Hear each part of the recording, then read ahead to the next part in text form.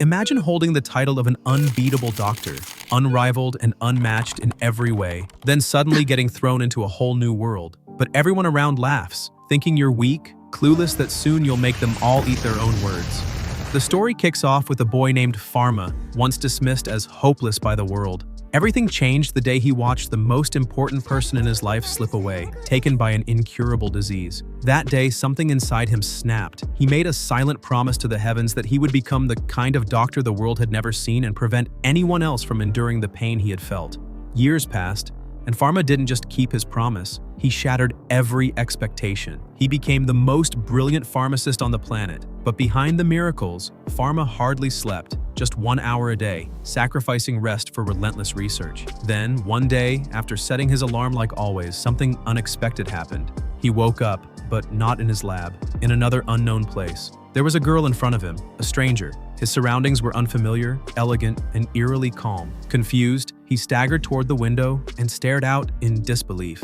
This wasn't his world, and the body he now inhabited, it wasn't his either. At first, he assumed it was a vivid dream, but the girl, later introduced as Talon, mentioned something odd. She claimed he'd been struck by lightning the previous day, and that must have scrambled his mind. That's when reality began to sink in. Somehow, Pharma had been transported into another world and another body. Trying to play along, he asked for her name and received a crash course in his new life. Apparently, he now belonged to a noble family. A grand palace, fancy clothes, and a life of luxury were his new reality. But more surprising was the family legacy. Every single member was a royal physician, highly respected and absurdly skilled. Talon reintroduced him to his new relatives.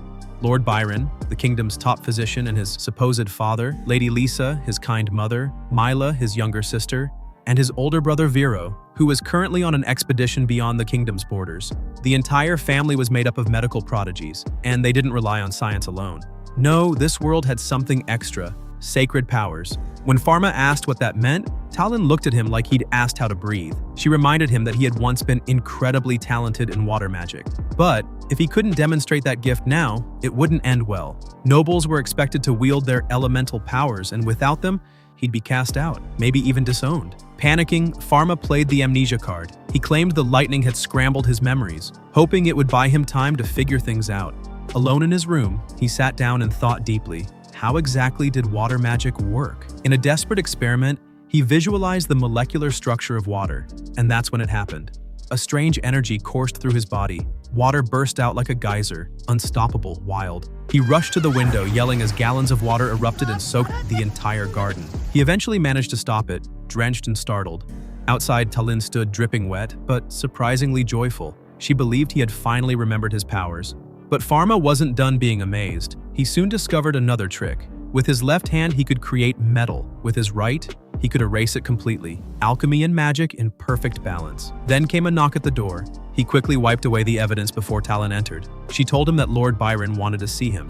A simple checkup, she claimed, but Pharma suspected otherwise. Before leaving, Talon asked if he still remembered his medical knowledge. Byron was famous for tossing out pop quizzes on rare treatments, and failure wasn't an option. Meeting his family, Pharma tried to act normal.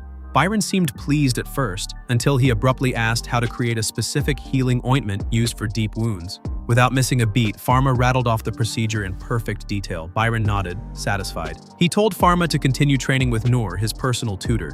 Noor, once Byron's top student, was a powerful blend of stern mentor and secret genius. She trained Pharma in both medicine and magic, but she quickly sensed something off. His calm demeanor, the way he spoke, the subtle shifts in his expression, it wasn't the same Pharma she once knew. She asked if he even remembered her. He gave a half-truth. The lightning had changed him, maybe even caused amnesia. Noor smiled gently. She accepted the story and offered to start his lessons again from scratch, confident he would remember everything in time. And so, the training began anew. Noor explained that their world revolved around 5 elemental magics: water, fire, earth, air, and the rarest of all, void. Just as Noor was explaining the 5 elemental magics, Pharma suddenly interrupted, asking about void magic. Her expression shifted into a cautious smile. She admitted that, to be honest, no one really knew. It was something whispered in ancient scriptures and sacred scrolls, but she personally believed it was a myth. Still curious, Pharma asked if anyone had ever possessed the ability to create materials at will. Noor stopped in her tracks, glaring at him like he just claimed to be a god. She dismissed the idea immediately, declaring it utterly impossible, but Pharma remained silent. He already knew he could. To avoid more strange questions, Noor took him down to the riverbank for a practical lesson. She brought up the topic of magic staffs, tools that enhance one's magical abilities and make training easier. Pharma vaguely remembered seeing one but hadn't realized it was his. Without hesitation, Noor handed him her own staff and told him to create a water spear aimed at the river. He had no clue what that meant, so she showed him. A graceful surge of magic burst from her staff and struck the water like a missile. It looked easy enough. Pharma gave it a try. The result, not a water spear, a full-blown tsunami. The entire riverbank exploded under the force of the wave. Horrified, Pharma dropped the staff, and the chaos stopped instantly. Noor stood speechless. She stared at the destruction and asked when he had gained that kind of power. Without waiting for an answer, she pulled out a magical device used to measure a person's energy levels. The moment Pharma touched it, it shattered into pieces. Noor trembled. Nothing about this was normal. Suddenly, a strange light glowed from Pharma's shoulder. Noor's breath caught in her throat. It was one of the sacred seals written about in forgotten scriptures, symbols tied to divine power. They continued walking, but Noor began squinting. Her glasses had broken during the chaos, and she could barely see. Pharma offered a suggestion, a trick to restore her vision. At first, she thought he was teasing her, but she followed his instructions anyway. Her vision sharpened instantly. Stunned, Noor turned to him in disbelief. But Pharma was even more shocked by his next discovery. He had awakened a new ability. Simply by looking at someone, he could detect injuries within their body, down to the exact location and nature of the ailment. It was as if he had developed a divine diagnosis tool in his eyes. As Pharma explained what he saw, Noor suddenly backed away, her face pale. She had noticed something chilling. His shadow wasn't being reflected on the ground. She froze, then collapsed in fear.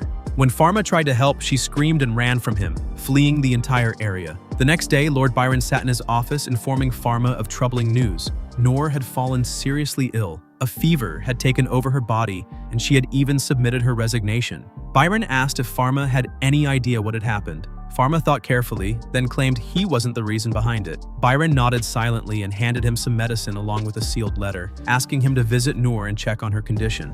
Pharma took the medicine but examined it closely. He quickly recognized it was just a basic nutritional supplement. It wouldn't help someone suffering from severe stress and fever. So he decided to prepare a proper remedy himself, one tailored to her condition. Later, when he arrived at Noor's home, he was met with a scene more fitting for a spy thriller than a friendly visit. Noor was hiding behind a metallic shield, speaking to him through a locked door. Her voice trembled as she accused him of coming to silence her forever. In her mind, she had discovered his terrible secret, and now he had come to erase her. Pharma was baffled. He asked what kind of nonsense she was talking about and reminded her that he was only following his father's orders to check on her health. He had brought 2 doses, one from Byron and the other, one he had personally prepared. But Noor, clearly in panic mode, fell to the floor and began crying. She was convinced the medicine was poisoned. She begged him not to kill her and swore she would never reveal what she had seen. Pharma tried to calm her down, explaining that he was the one who needed help. He confessed that he didn't understand the nature of his powers and couldn't control them. That was exactly why he needed her. She was the only person who had witnessed what he could do, and might be the only one who could help him learn to manage it. To ease the tension, he pulled out a small bouquet of flowers he had brought and placed it near the door. He told her that he wasn't trying to force her into anything. Whether she helped or not, he just wanted to thank her for everything. Then, he left. That night, Noor sat alone thinking.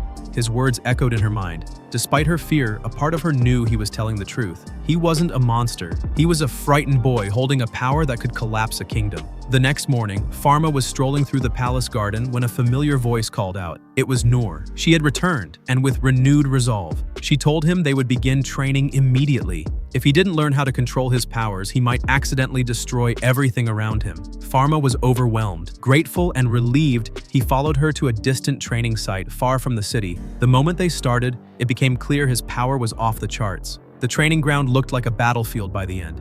Afterward, Pharma returned to the palace and sat alone on the stone steps. He began using his holy eye to quietly scan the nearby servants. Every time he identified an illness, the affected area on their bodies glowed with a faint white light, confirmation of his diagnosis. Even Talon, the ever-cheerful maid, wasn't spared. Her hands glowed faintly, worn out from long hours of labor. And thus, Pharma's journey to master his powers had truly begun, not as a miracle doctor from another world, but as a healer, reborn with abilities that could change this one. After quietly scanning all the palace servants, Pharma headed straight to his father's lab. He had recorded every condition, every symptom, and now it was time to act. First up was Talon. With precise focus, he began crafting each treatment. Missing ingredients didn't slow him down. He simply synthesized them himself using his knowledge and mysterious powers. Hours passed, but Pharma stayed locked in, brewing remedies until the final formula was complete.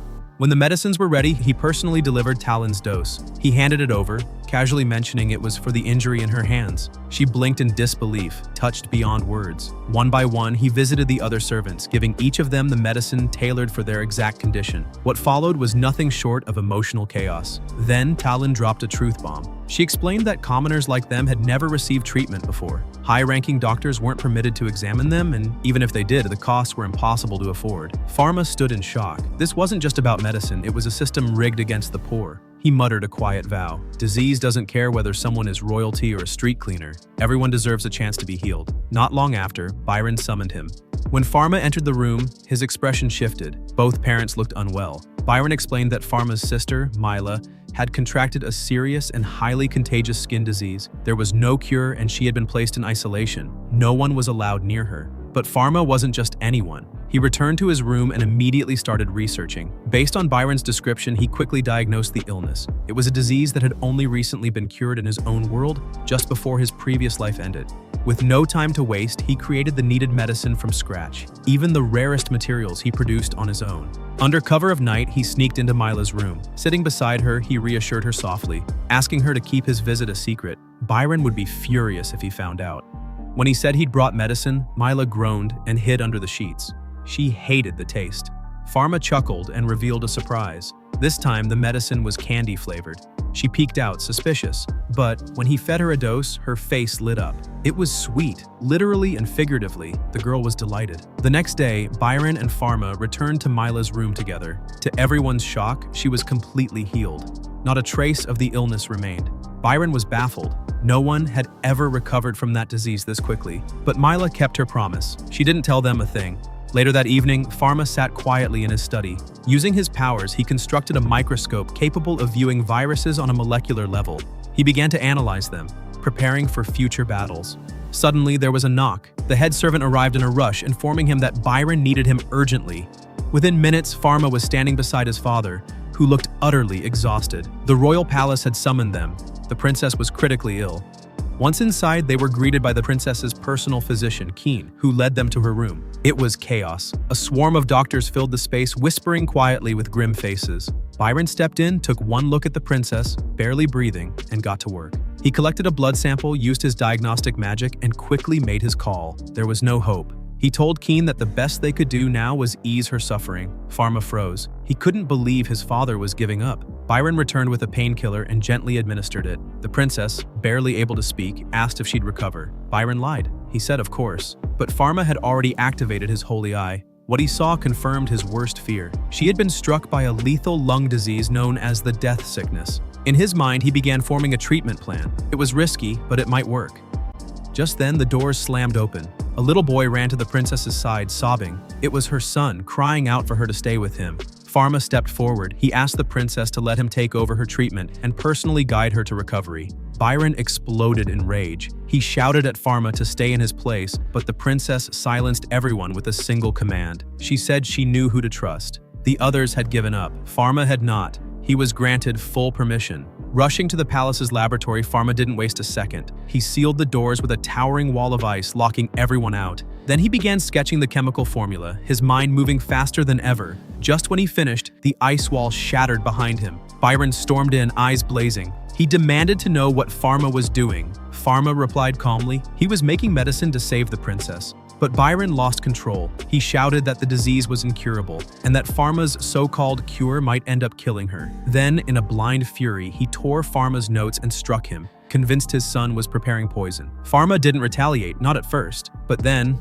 without chanting a single word or raising a staff, he summoned a massive ice wall with just his will. Byron stepped back in awe. That kind of magic. It was impossible. No incantation, no staff. He stared at Pharma and asked the question that had been burning inside him. Who was this boy really? Pharma remained silent. Then, Byron spotted something. A small notebook filled with complex chemical formulas, each one addressing a disease previously deemed incurable. Finally, he noticed the holy seal glowing faintly on Pharma's shoulder. Byron asked when it had appeared. Pharma answered simply. Ever since the lightning strike, everything had changed. And finally, Byron believed him. Pharma was no ordinary boy. His powers were beyond anything his father had ever seen. And so, with urgency in his voice, Pharma told them to finish the medicine quickly because time wasn't on their side. Just then, he dispelled the icy barrier in front of him without even breaking a sweat. His father, Biran, stood there frozen, not by the ice but by sheer disbelief. What in the world had his son become? Without wasting another second, Pharma focused on preparing the medicine meant for the princess. After carefully finishing the formula, he stepped out of the lab, his face hidden under a protective mask, and headed straight toward the princess's chambers. But before giving her the treatment, he had something to show her. Using a microscope he had built with his own hands, Pharma demonstrated the real culprit behind the illness. He instructed the princess to look through the lens toward the light. Then, he asked a servant to bring a candle closer to illuminate the view. And that's when the shock hit. The princess recoiled in horror. Right in front of her, countless bacteria swam across her field of vision, the true monsters causing her illness. She immediately called Kane and handed him the microscope. The moment he peered inside, he too froze in astonishment. None of the doctors present could believe what they were seeing. This bizarre device, this invention, wasn't magic. It was science. Pharma calmly broke the silence, explaining that a virus had invaded her lungs, unleashing hordes of aggressive bacteria that multiplied rapidly. But he had managed to develop a treatment that would defeat the infection completely, on one condition: the princess had to take the medicine consistently for 6 months. Though the timeline sounded long, it promised full recovery and a stronger body than before. To prove its safety, Pharma poured 2 glasses of the medicine and drank one himself in front of everyone. He assured her that he would personally oversee her recovery throughout the entire treatment period. Afterward, the doctors swarmed him like bees, firing off questions: how he built the microscope, what the medicine contained, and more. Not long after, Biran was seen sitting with Pharma, sharing ideas and thoughts. It was clear he was growing prouder of his son by the minute. During their talk, Pharma mentioned that he planned to make the formula public so it could help everyone in need. But Biran warned him that doing so could be dangerous. Pharma might become a target, but he promised to stand by his son no matter what. Later that day, Pharma visited the palace again to check on the princess's condition. Before he could even enter her room, a servant named Ars pulled him aside. He whispered that the princess had decided to reward him handsomely. Pharma looked surprised, almost confused. Ars couldn't believe his reaction. He reminded Pharma that he had saved the princess's life when no one else could. A reward was the least he deserved. Ars asked if he wanted wealth, power, or both, but Pharma's answer took him off guard. Pharma said his only dream was to open a clinic where anyone, rich or poor, could get treatment without worrying about money or status. Soon after, Pharma checked on the princess and was relieved to see her completely healthy. She expressed her gratitude, saying that it wasn't just the medicine that saved her, it was his words, his presence, and the hope he gave her. At that point, Pharma stood and asked her to imagine what would have happened if she were just an ordinary citizen. He reminded her that many poor people needed that same hope, and before leaving, he insisted she continue the full course of treatment until the end. Months passed. The princess had fully recovered. One day, while sitting with Biran in her palace office, she told him that he and Pharma must attend a royal celebration in honor of her recovery the following day. When the day arrived, Biran and Pharma walked into the grand hall and were stunned. It was packed with nobles, doctors, and important figures from across the kingdom. Then the princess appeared, healthy, radiant, and regal. She greeted Biran warmly, thanked him for everything, and granted him the entire Arcel region, famous for its rare medicinal herbs. And then, the room went quiet as she called Pharma's name. He stood frozen in disbelief, but eventually walked forward. There, before the crowd, the princess declared his promotion from apprentice to royal physician. She gave him the royal insignia and issued an official order. A personal pharmacy would be built for him, right in the heart of the royal capital. This was the moment Pharma had dreamed of. Soon after, a group of expert craftsmen arrived at his home. They announced that, by royal command, construction of his clinic would begin immediately. Pharma got nervous and asked for time to prepare. Just then, Noor walked in and announced that her father had assigned her to stay with Pharma until the clinic was completed. He tried to explain that he needed a few days to finalize the design, but Noor stared at him and asked if he had lost his mind. According to the law, if the workers didn't start building immediately, they could be executed. No pressure, right? Realizing he had no choice, Pharma sat down, grabbed a pen, and started sketching out the clinic. Construction began at once. While the workers bustled around, one of them asked Pharma what name he wanted on the clinic sign. He paused and said he remembered a lot of names from his previous parallel world. That was all it took. The worker sprinted over to the signboard and proudly wrote, "The Parallel World Clinic." Everyone was confused. Was he serious or just joking? But to Pharma's surprise, Noor actually liked the name. As they were admiring the site, a mysterious man approached. He asked who owned the place. Pharma replied that he did and asked if the man needed help. The man let out a laugh. His name was San, the head of the Commoners' Physicians Guild. Instead of introducing himself properly, San mocked Pharma, saying he'd be better off running a candy shop for kids. Noor was about to jump in and defend Pharma, but he stopped her. With a smirk, Pharma told San that if he did open a candy shop, San would probably be his first customer. He then asked if he needed to register with the guild to be allowed to operate.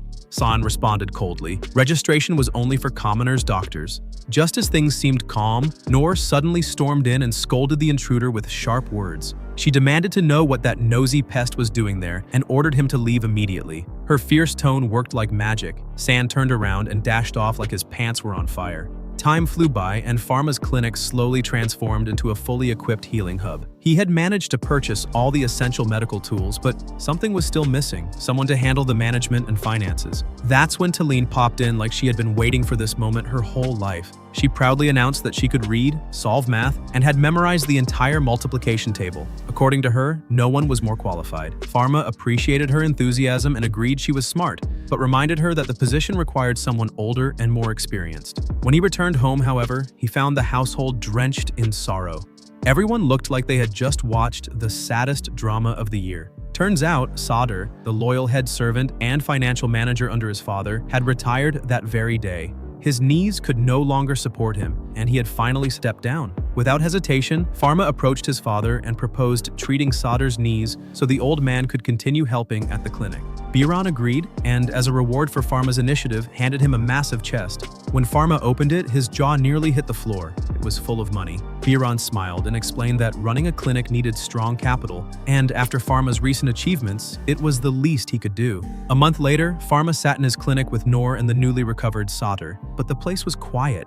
Eerily quiet. Only a few patients trickled in now and then. No one knew why the crowds weren't coming.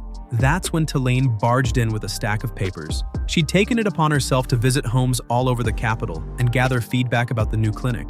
Everyone was impressed by her bold initiative. Apparently, people had plenty of reasons for not visiting. Some were scared of the cost. Others thought the clinic was meant only for nobles because of the royal seal, and a few were intimidated by the guards posted outside. The team brainstormed until Sadr suggested putting up a board with consultation and treatment prices. That, he claimed, would erase people's doubts. Soon after, Biran and Lisa paid a surprise visit to check on Pharma's progress. He gave them a tour of the clinic, proudly showing off the floor plan.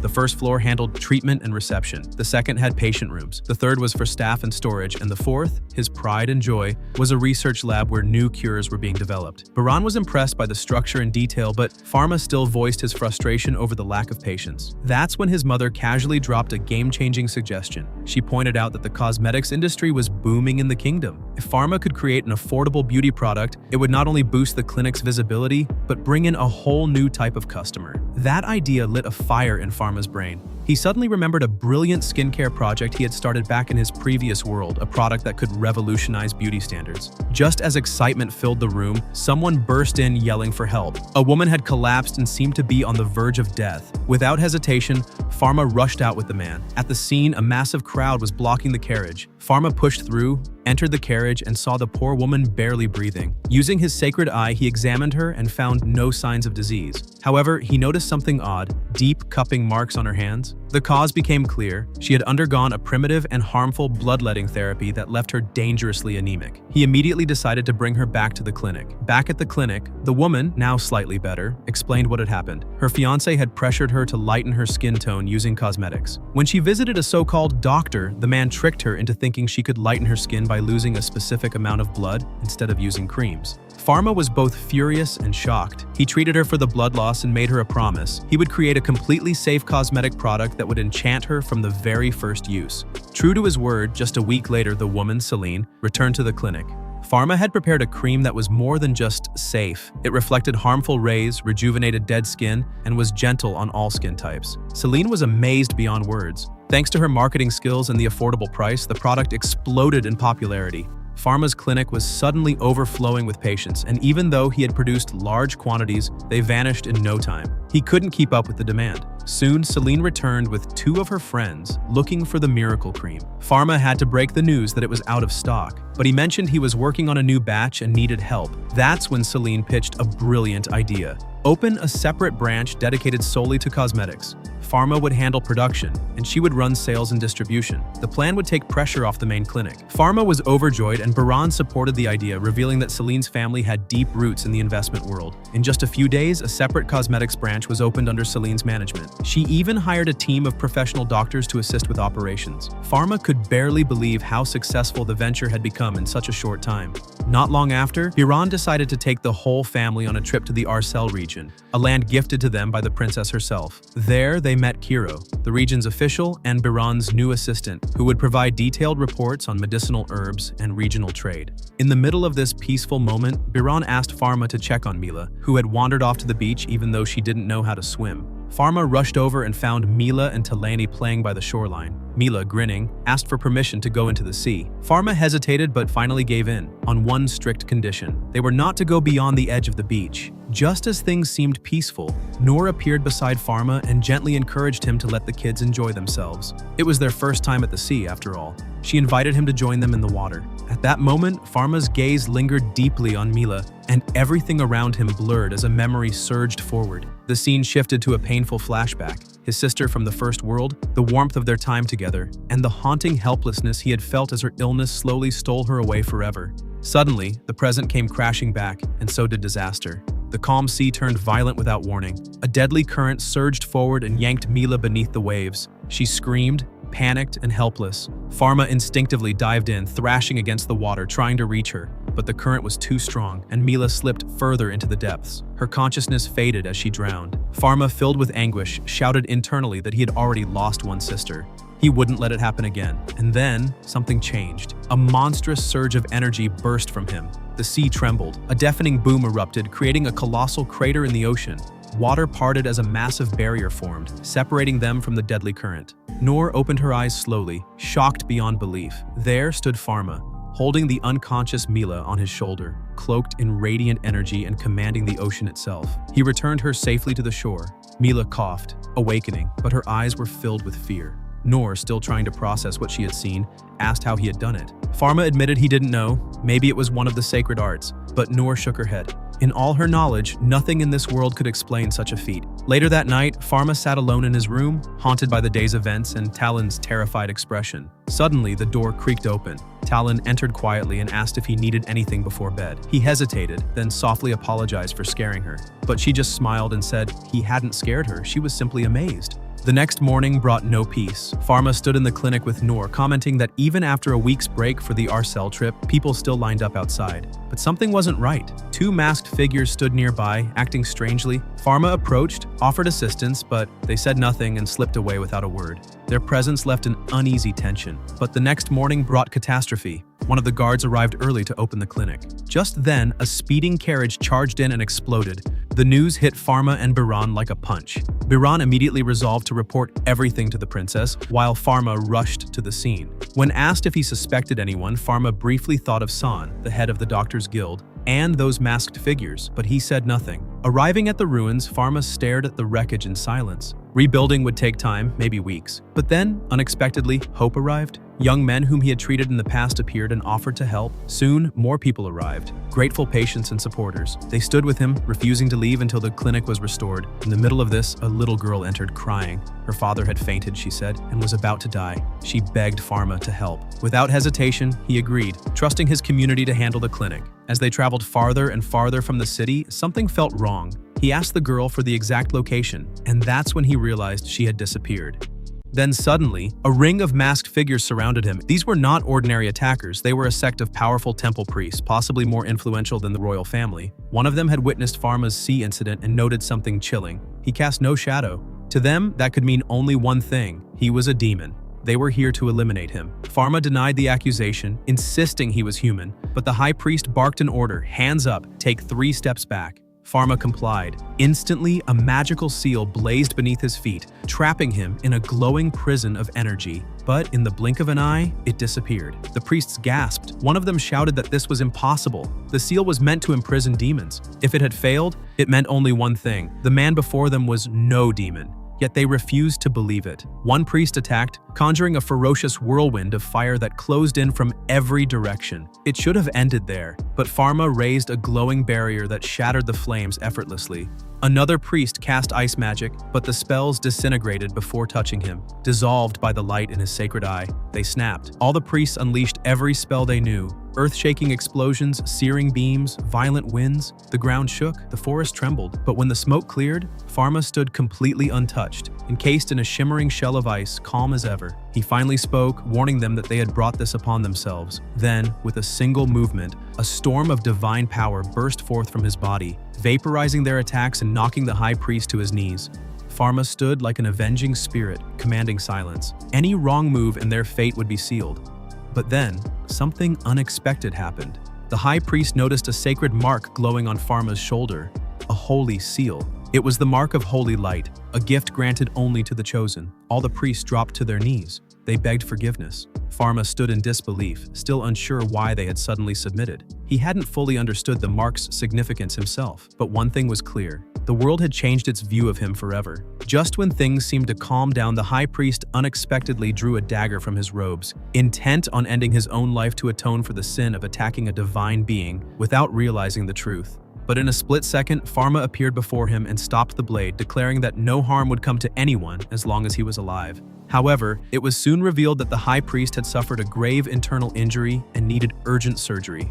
Pharma, though honest about his lack of surgical expertise, decided he had no choice. Time was against them. A large tent was quickly assembled, and the high priest was carefully moved inside. Pharma wasted no time.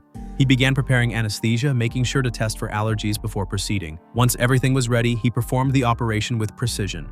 Moments later, he emerged from the tent, calmly informing the priest that the surgery had been successful. He instructed them to transfer the patient to the temple and ensure proper care. The priests, overwhelmed with gratitude, bowed deeply, their hearts full of appreciation for the man they had once tried to kill.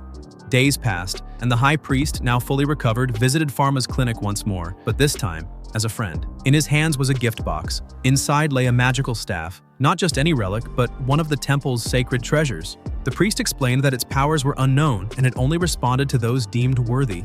As soon as Pharma touched it, the staff radiated a powerful light, recognizing him as its rightful wielder. Noor, astonished by the sight, eagerly asked if she could hold it too. Pharma handed it over with a smile, but the staff slipped straight through her hands like mist, crashing to the ground.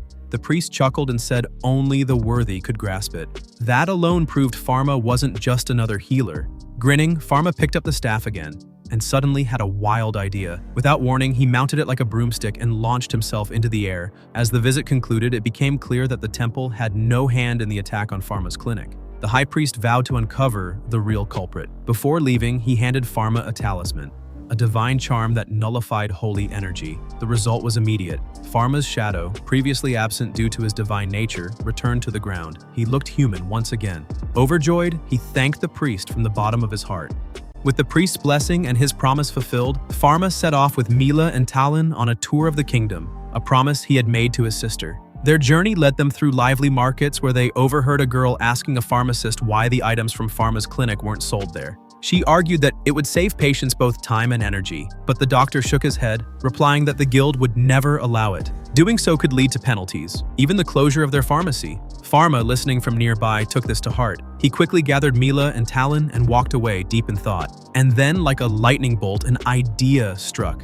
He would create his own medical guild, one that wouldn't be shackled by corrupt systems, a guild that would allow medicine to spread freely throughout the kingdom. Noor's excitement was palpable. Mr. Saad, ever reliable, promised to handle the legal side as quickly as possible. Meanwhile, trouble was brewing elsewhere. San, head of the Public Doctors Guild, called a secret meeting. His goal? Crush Pharma's clinic completely. The truth finally came to light. It was San who had orchestrated the previous attack. With Pharma's methods making real cures accessible, San's profits had dwindled. To him, this wasn't medicine, it was business. And business was dying. The room roared with applause, except for one man. Dr. Breed remained silent, clearly disturbed. 1 week later, Breed was seen rushing through the streets, carrying his sick daughter on his back. She was barely conscious. He banged on the guild's doors, but no one responded. Then, as if fate had intervened, he ran into Pharma. Pharma instantly understood the urgency. He told Breed to follow him to the clinic. Once there, he began asking quick but crucial questions. Her name, age, when she last ate. He used his sacred eye to examine the girl and found that a severe cold had worsened into a critical condition. Breed watched in awe as Pharma measured everything down to her weight to ensure an exact dosage. The girl was admitted to the clinic for observation. By evening, her condition had improved dramatically. As they prepared to leave, Yako handed Breed medicine for 5 days. The next day, Breed returned holding a single coin. He explained he couldn't afford proper treatment, but vowed to pay back whatever he could. Pharma simply replied that the cost was 1 coin. Breed stood frozen. How could such expert care be so cheap? It was then he understood the real reason the guild feared Pharma. At home, his wife Lena rejoiced that their daughter was recovering. Breed told her it was Pharma who had treated her, describing him as a genius with both divine power and unmatched knowledge. He offered care not for profit, but for the sake of healing. Breed broke down, confessing he wished he could help people like Pharma did. Lena gently reminded him that going against the guild meant losing his license and his job, but the thought lingered in Breed's mind. Elsewhere, San held another furious meeting. Despite everything they had done, Pharma's clinic kept growing. He now even had a cosmetics branch, and rumors hinted at a third one opening soon. San demanded new strategies to crush the competition. This time, Breed stood up. He had had enough. He told them their hatred was blinding them. Pharma's clinic treated everyone, noble or commoner, without discrimination. Even the poor received care. That, he said, was the true mission of medicine. Not exploitation, not greed. He told them about his daughter and how Pharma had saved her when the guild turned them away. He called out their corruption, their ignorance, and their failure to uphold their oaths. San was enraged but said nothing. Deep down, he had already marked Breed as a traitor, and the very next day, the consequences arrived. Breed sat in silence before the charred remains of his pharmacy, reduced to ashes. Every shelf destroyed, every medicine gone. His name had been erased from the guild's records, and he was permanently banned from practicing medicine. By sheer coincidence, Pharma happened to be passing through the area when he spotted a familiar face. Braid, slumped and beaten.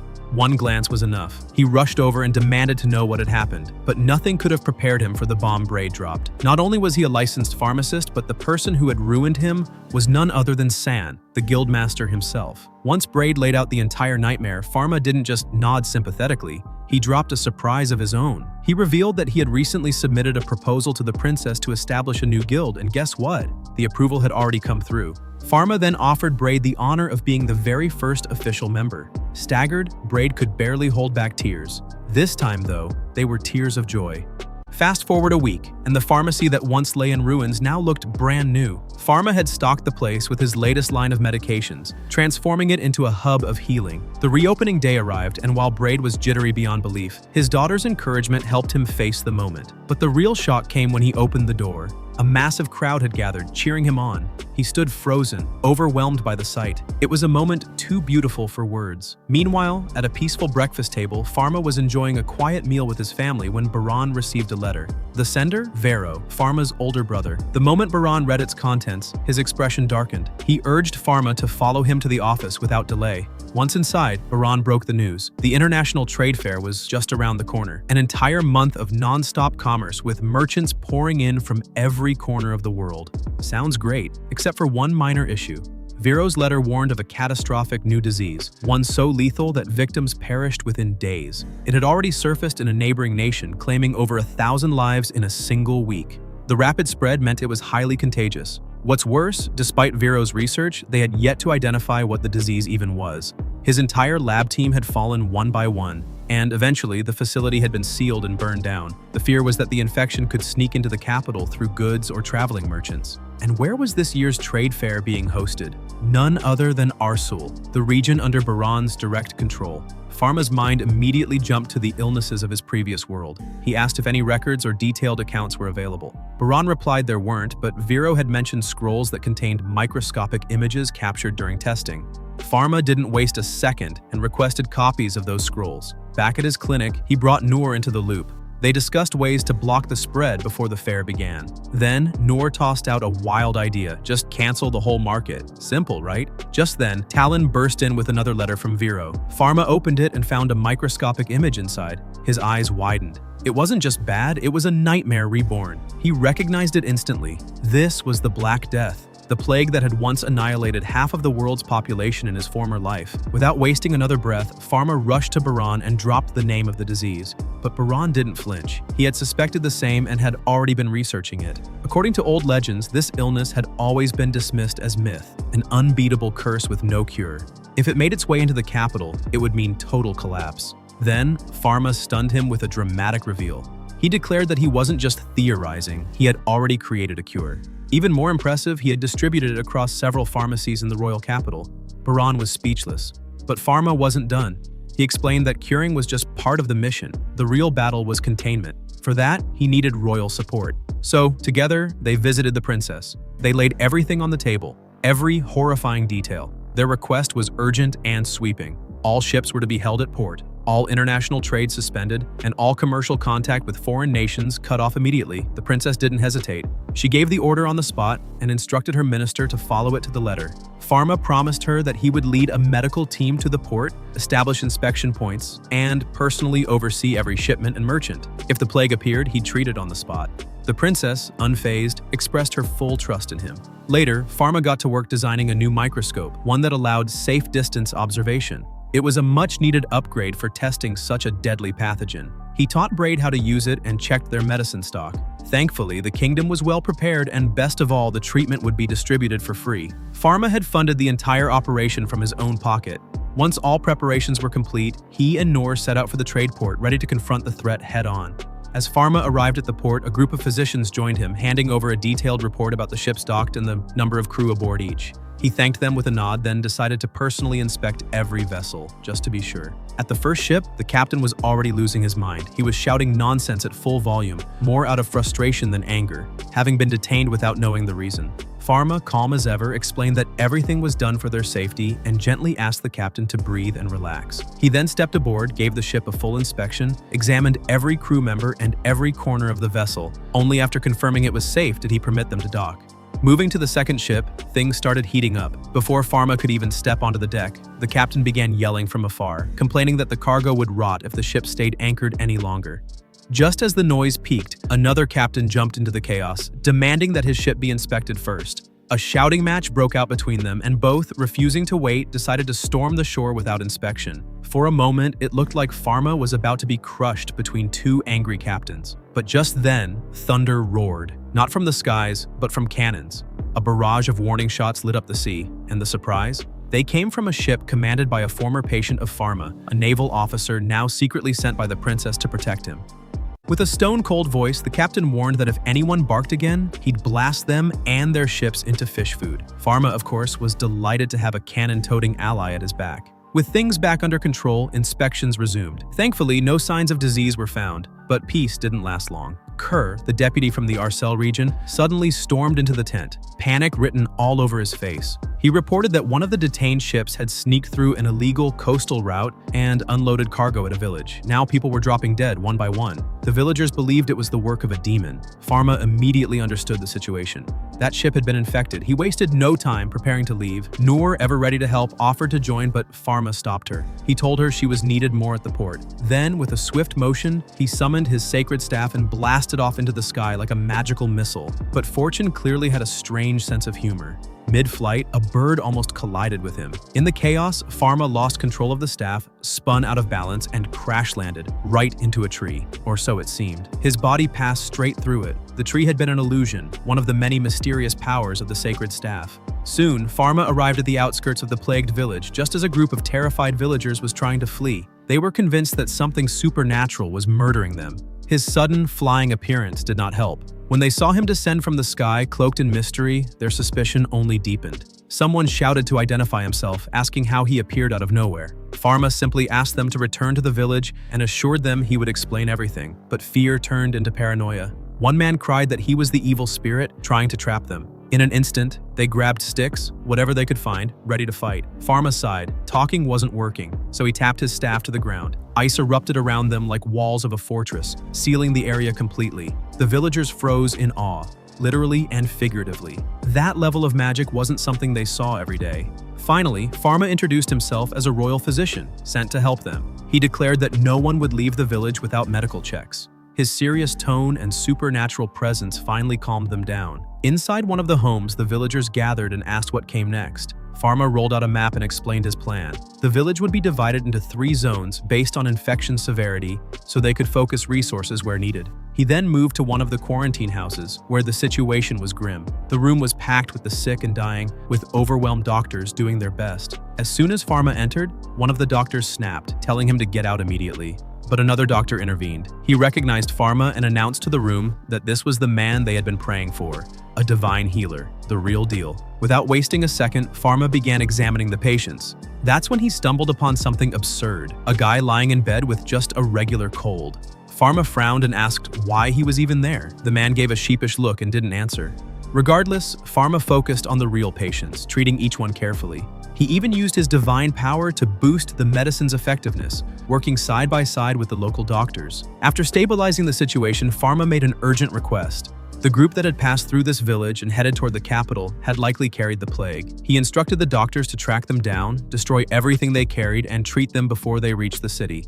As for Pharma, he stayed behind to continue healing the rest of the villagers. Eventually, he managed to cure every last one of them. Before leaving, he assigned guards to stand at the village gates and ordered that no one would be allowed in or out unless they were fully healed. Just before he took off, Pharma told them the ice barrier would help speed up recovery and instructed them to send word to the capital immediately if anything went wrong. With that, he summoned his sacred staff once more, promised to return, and vanished into the sky like a glowing streak of hope. While soaring through the skies, Pharma spotted a fire blazing along the road below. Curious and concerned, he descended rapidly to investigate. To his surprise, the doctors he had dispatched were already there, carrying out his orders perfectly. The merchants responsible for the plague had their goods burned to ashes. Pharma approached the merchants with a serious tone, informing them that they were all infected with the Black Death and would not receive treatment until they answered some questions. He asked how many wagons had passed through the village and what they carried. The merchants revealed there were 4 wagons, 3 loaded with fabric and furnishings, and 1 transporting animals, specifically white squirrels. Pharma's heart sank. The white squirrel was notorious as the plague's primary carrier in the kingdom. Even worse, 5 holy knights had traveled with those goods, entered the village, and then vanished without a trace. This confirmed Pharma's worst suspicion. The plague was no accident. Someone was orchestrating the whole disaster. He ordered the doctors to treat the merchants immediately, then set off for the royal capital. Meanwhile, back in the city, Taline was busy distributing painkillers and educating the public on health safety. Breed, analyzing samples taken from merchants at the city gate, made a horrifying discovery. Some were infected. He called for an immediate quarantine and rushed to the gate with his medical team, only to be caught in chaos. Guards were falling as holy knights suddenly stormed the gates. The knights, carrying wooden boxes, unleashed white squirrels into the crowd.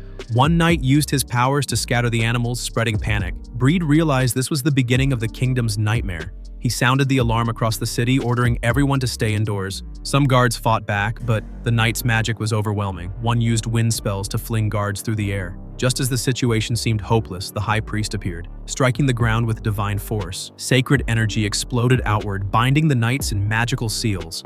At that moment, Pharma arrived at the capital and immediately inspected the spreading infection through his sacred eye. The culprit was clear: the white squirrels. He rushed to the gate, found Breed, ensured he was unharmed, and together they confronted the knights. Under questioning, the knights revealed chilling news. They had been forced to spread the disease by a demon powerful enough to wipe out thousands with a single strike. This demon had kidnapped their families and threatened their lives. The description stunned Baran. A flashback revealed a former close friend named Tajo, who had lost all humanity. Obsessively bent on world domination, Tajo conducted horrific experiments, was stripped of his medical title, imprisoned, then vanished. Now it seemed he had returned for revenge. Suddenly, Pharma sensed a terrifying energy nearby. Activating his sacred eye, he spotted a dreadful specter looming over his clinic. He rushed there, with Baran close behind, both aware that peace was over. Meanwhile, Talon and Sadr were running low on medicine.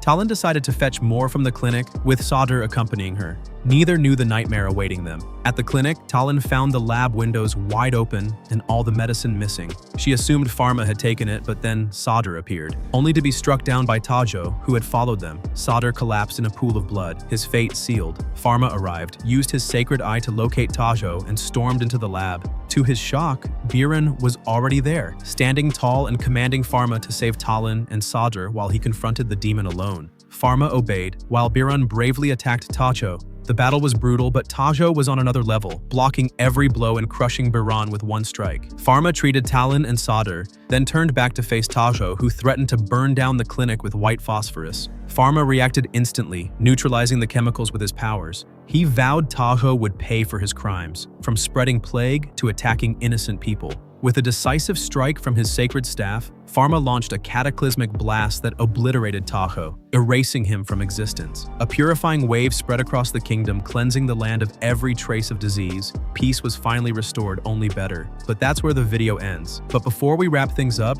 a huge shout out to the squad, who always show up like true MVPs. You all are legends. And if you're hyped for what's coming, hit that subscribe button and ring the bell so you don't miss a second. Drop your wildest theories in the comments, because next time, it's gonna be straight chaos.